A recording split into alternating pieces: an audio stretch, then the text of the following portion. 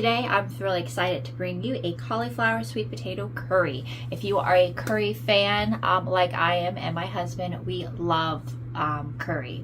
I've tried many different recipes.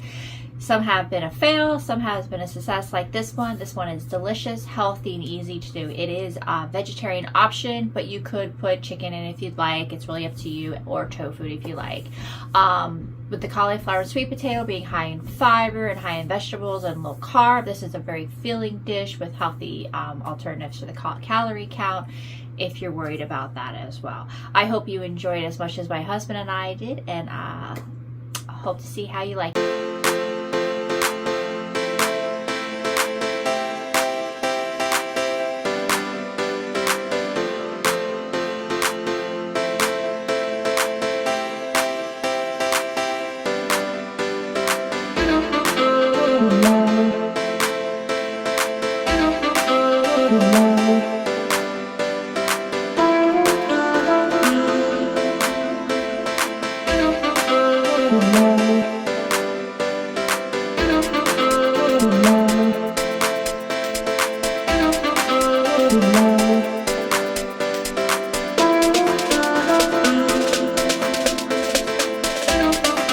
Weeknights.